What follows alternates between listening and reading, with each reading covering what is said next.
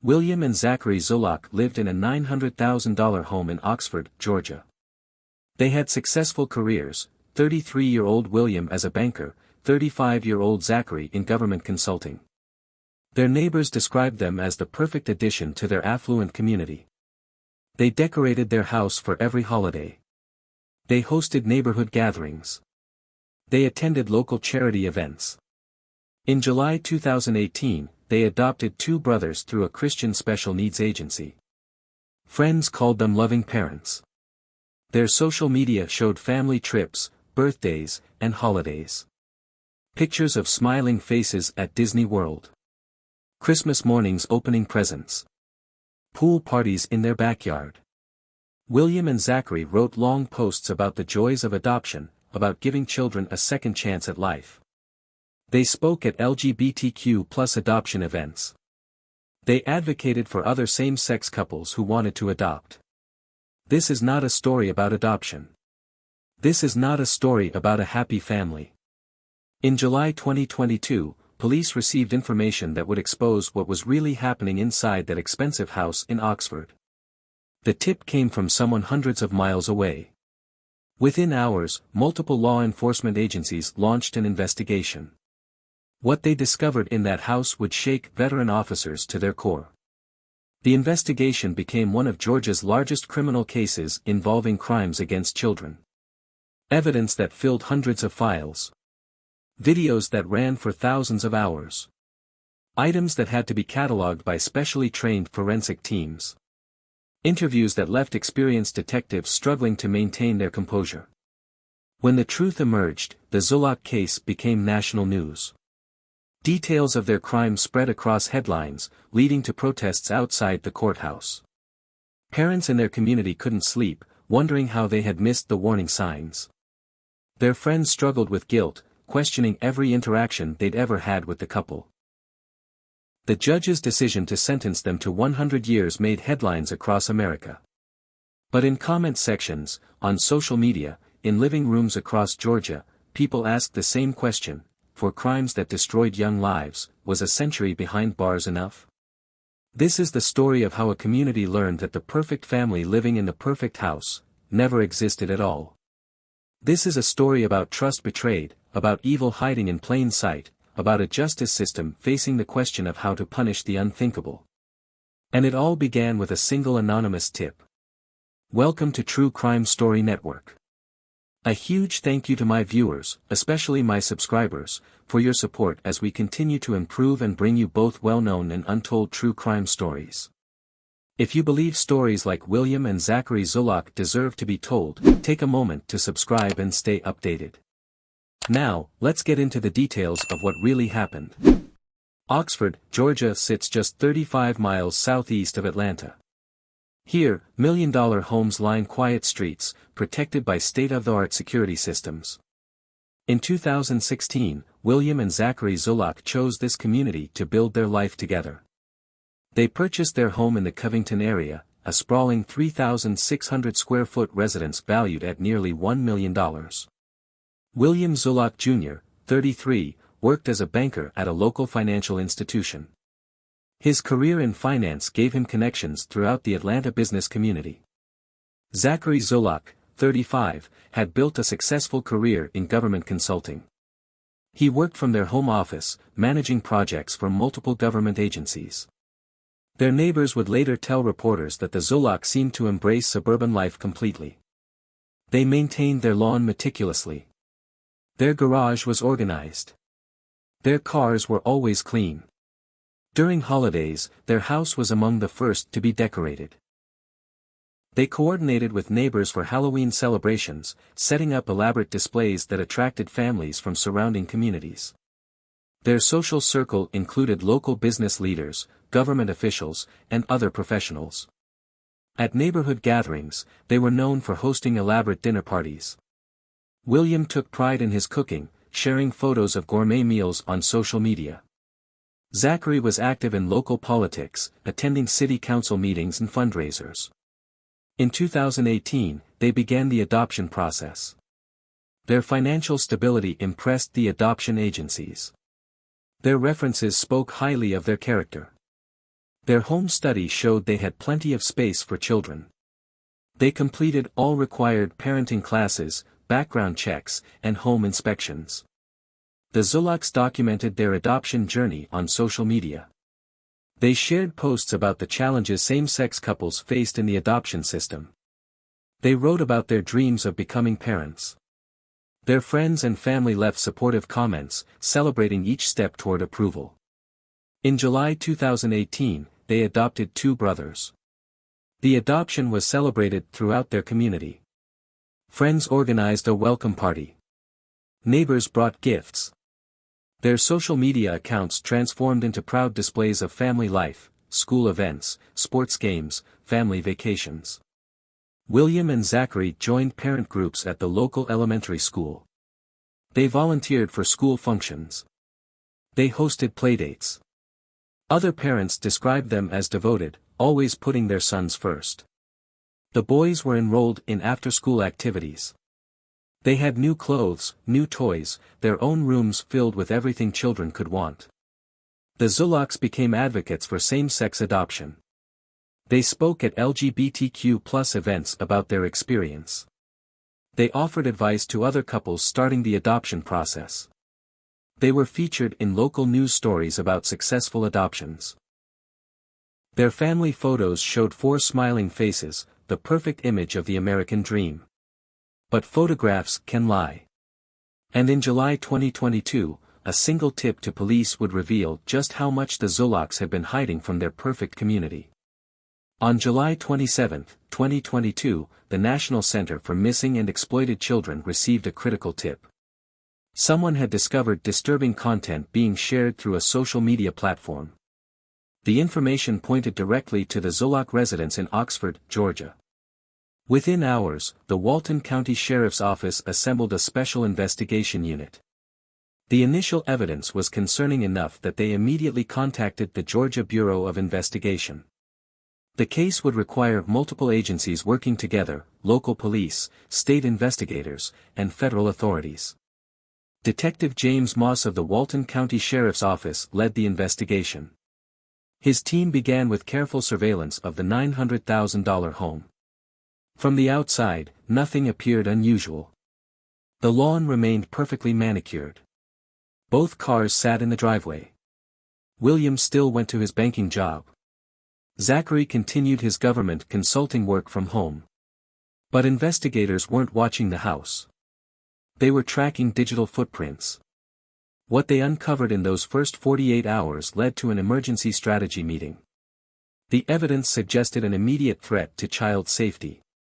The investigation team couldn't wait. They had to act. On August 4, 2022, at exactly 4 p.m., law enforcement executed a search warrant at the Zulock residence.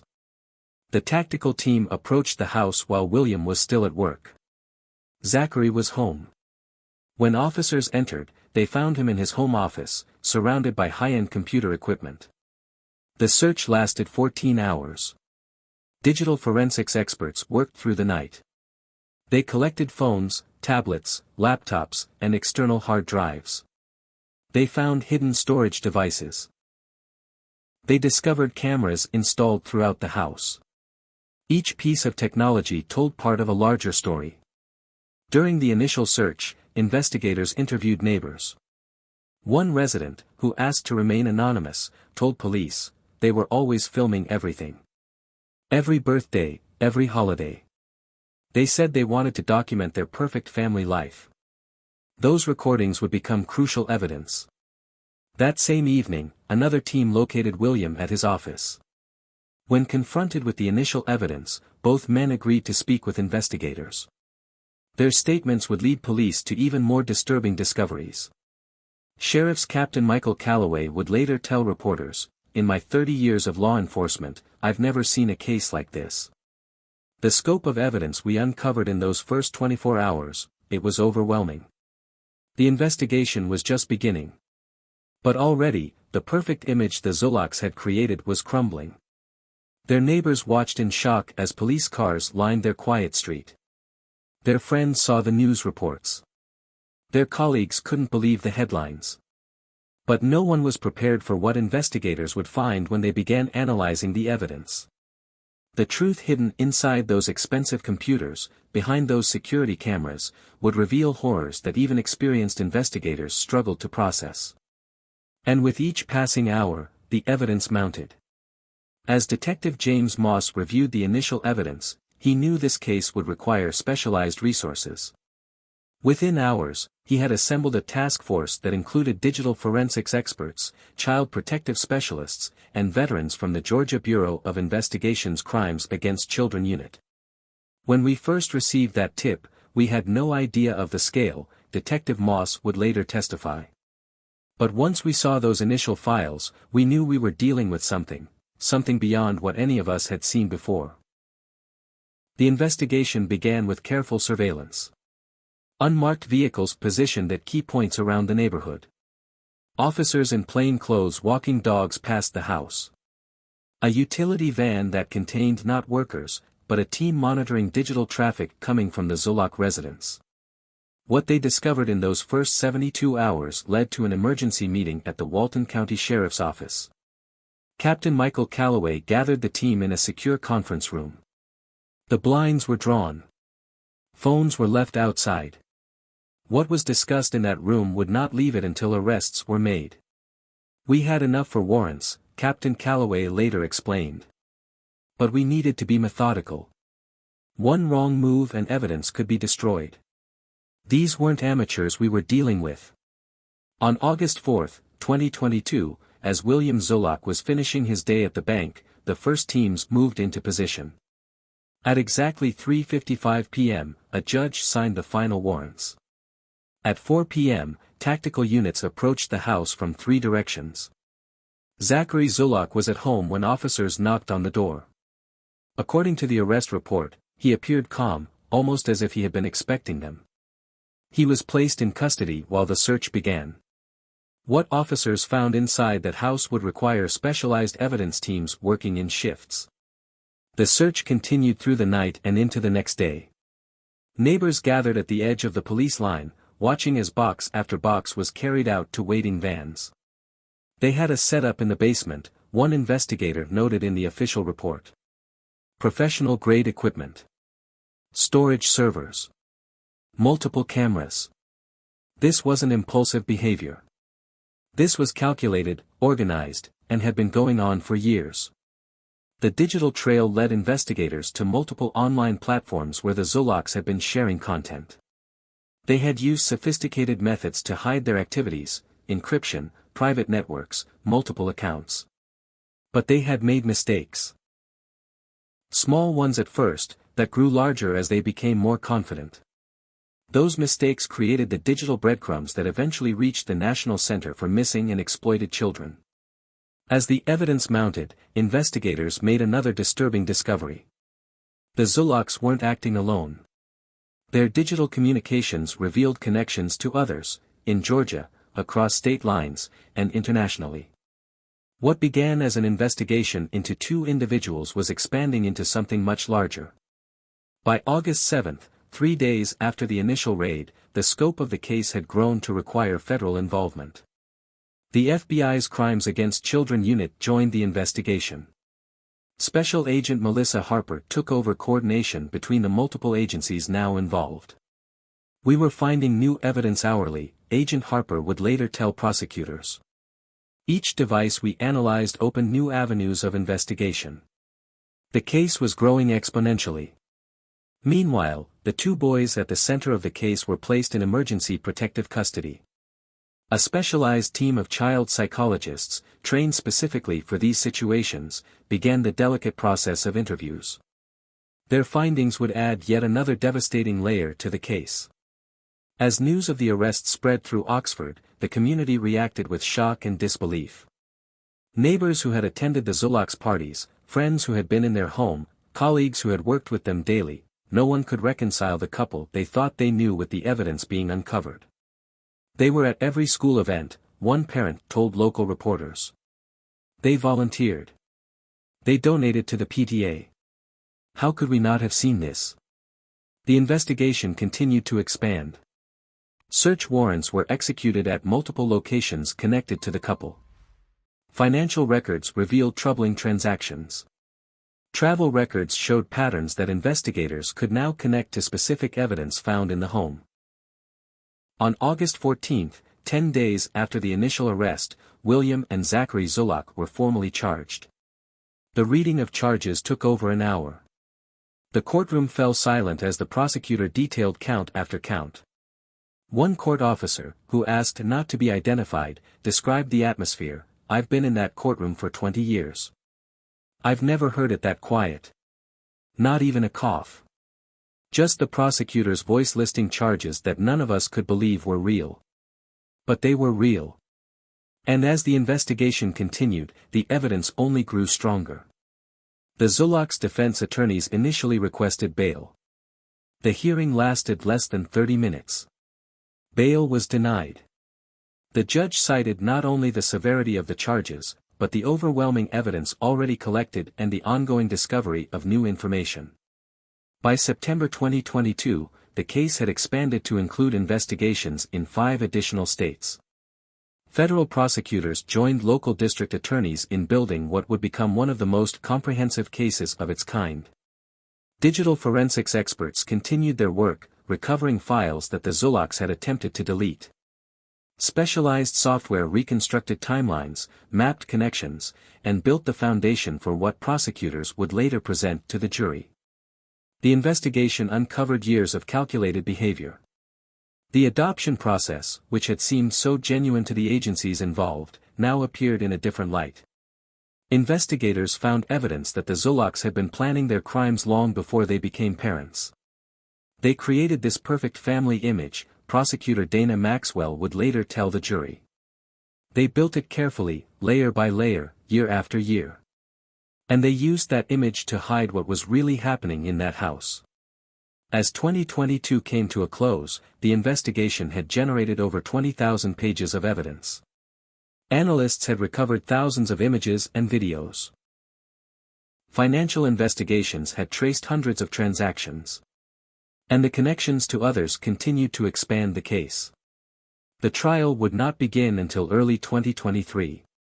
In the meantime, Oxford, Georgia tried to come to terms with what had happened in their community.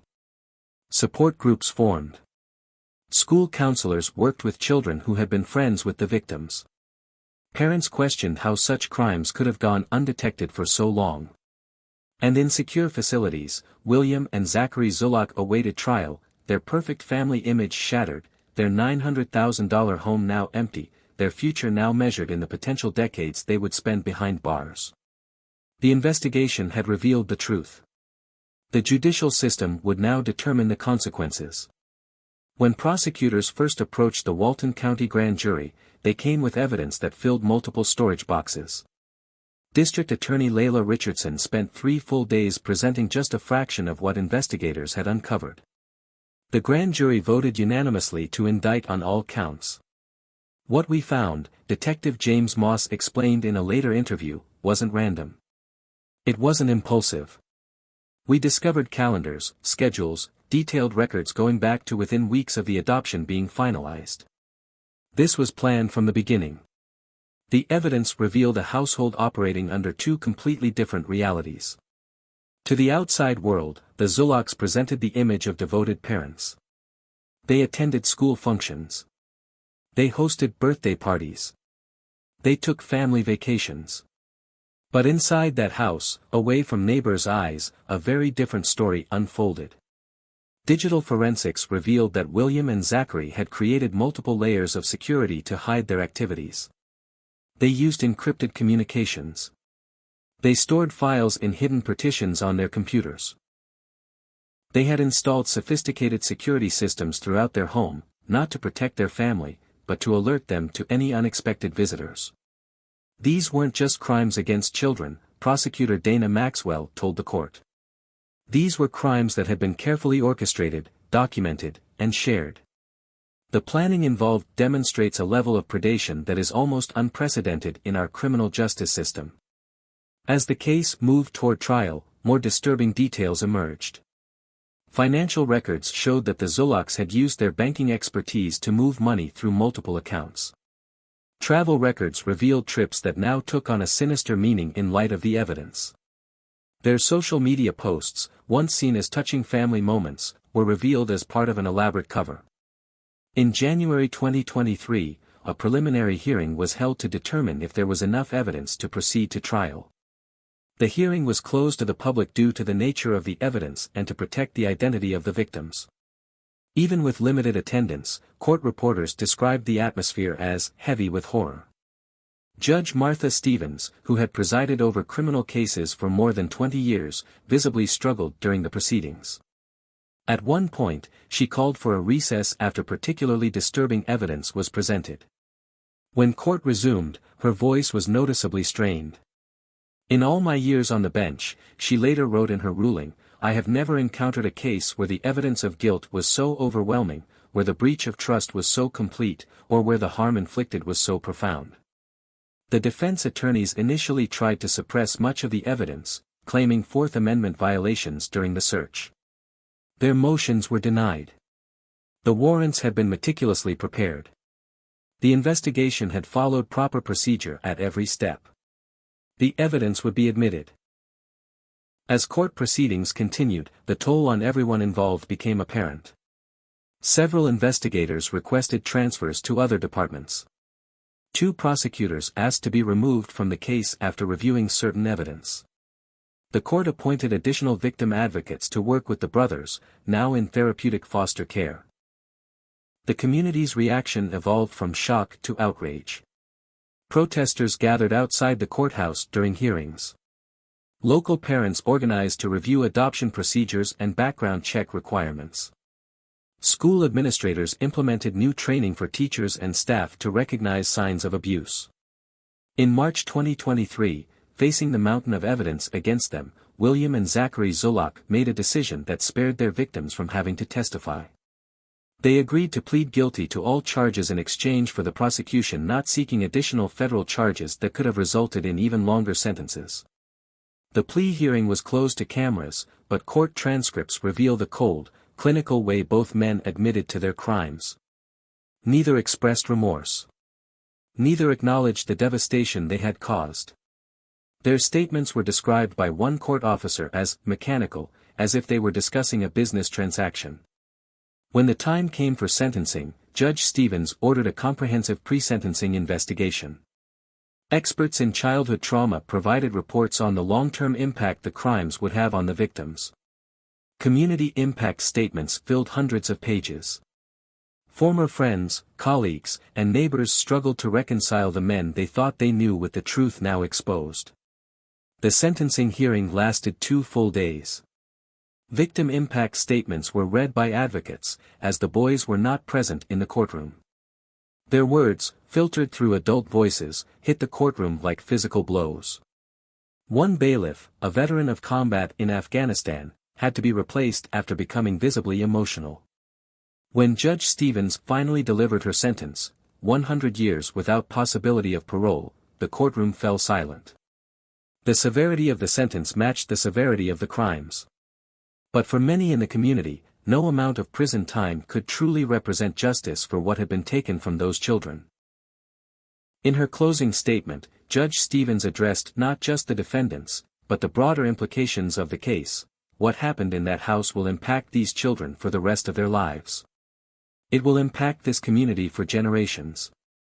It has shaken our faith in the systems designed to protect the most vulnerable among us.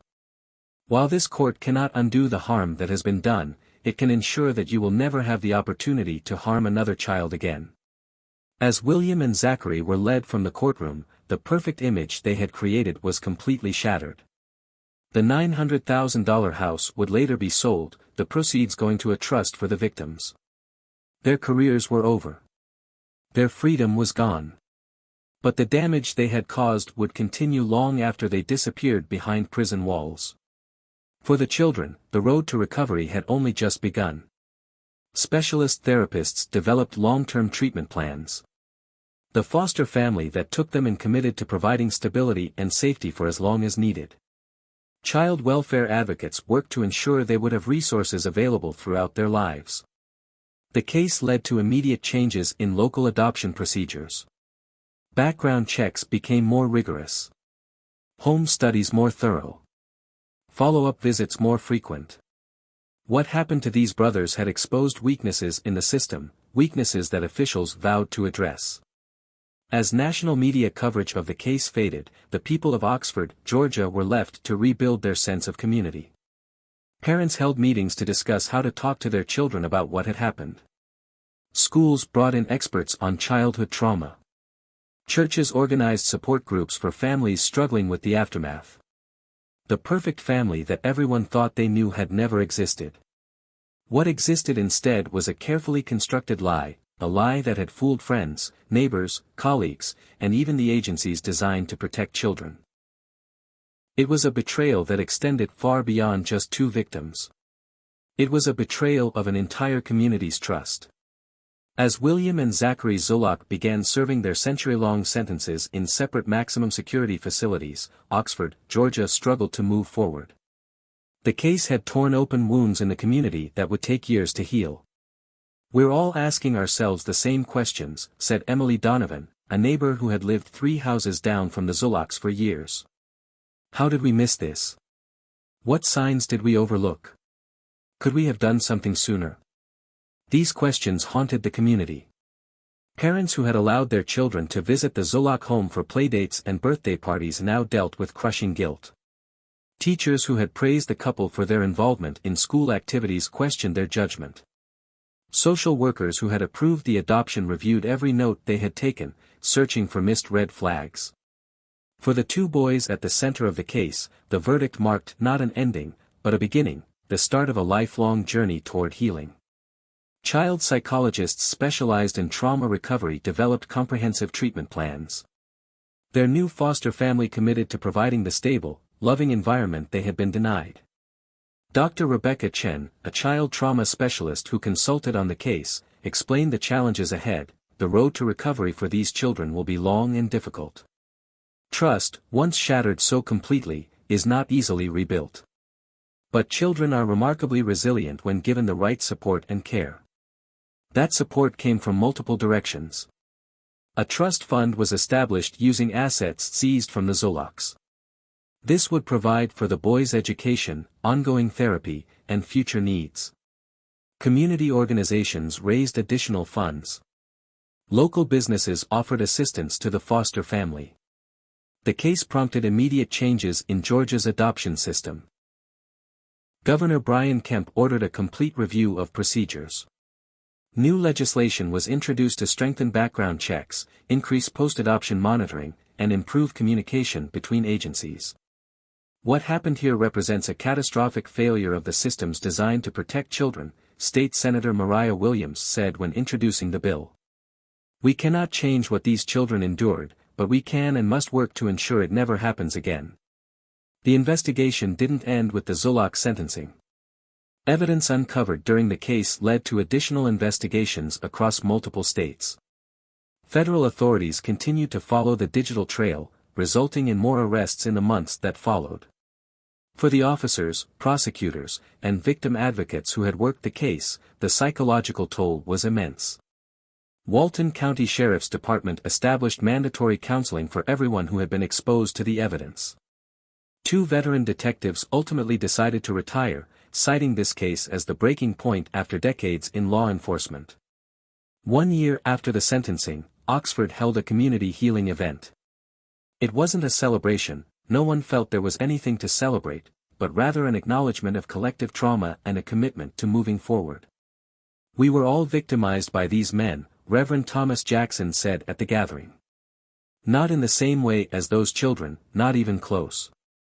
But our sense of safety, our trust in each other, our belief in our community, all of that was damaged. Healing begins with acknowledging that harm." The house where the crimes occurred remained empty for months, a daily reminder that no one in the community wanted. Eventually, a decision was made. The property was purchased by the county, the house demolished, and the land converted into a small memorial park. No plaque explains its significance, everyone knows what happened there. For the 2 brothers, now in a new home with a new family, life slowly began to take on some normalcy. They returned to school. They made new friends. With the help of dedicated therapists, they started to build lives defined not by what had happened to them, but by their own strengths and possibilities. Their new parents have kept them away from media attention, fiercely protecting their privacy and right to define their own stories. One of the few public statements they have made simply asked that their sons be known, not as victims, but as survivors with their whole lives ahead of them. The 100-year sentence handed down to William and Zachary Zulock stands as one of the harshest in Georgia's history for crimes of this nature. For some in the community, no punishment could ever be enough. For others, the length of the sentence represents a commitment that these men will never again have the opportunity to harm another child. As Oxford continues to heal, the case has become both a painful memory and a catalyst for change, in the adoption system, in how communities watch out for their children, and in how neighbors look out for one another. 100 years in prison. A sentence that means these predators will likely never again see freedom. But I want to hear from you, is this justice? Some say death would have been more appropriate. Others argue that a lifetime of imprisonment is a worse fate. This case raises difficult questions about our justice system, about how we protect the most vulnerable among us, and about the secrets that can hide behind perfect facades. It reminds us that appearances can be deceiving, that evil can exist in places we least expect it. The Zulock case has faded from national headlines, but for the community of Oxford, Georgia, for the investigators who worked tirelessly to build the case, and most importantly, for two young boys whose childhoods were stolen, the impact continues. If there's any light to be found in this darkness, it's in the response, how people came together to support the victims, how systems are being reformed to better protect children, how a community refused to be defined by the worst thing that happened within it. Share your thoughts in the comments below. And if you want more in-depth true crime investigations like this one, hit that subscribe button. Together, we expose the darkest corners of human nature, because only by bringing these stories to light can we hope to prevent them from happening again. Thank you for watching. This has been True Crime Stories Network, bringing you the stories that matter, the truth that needs to be told, and the conversations we need to have, no matter how difficult they may be.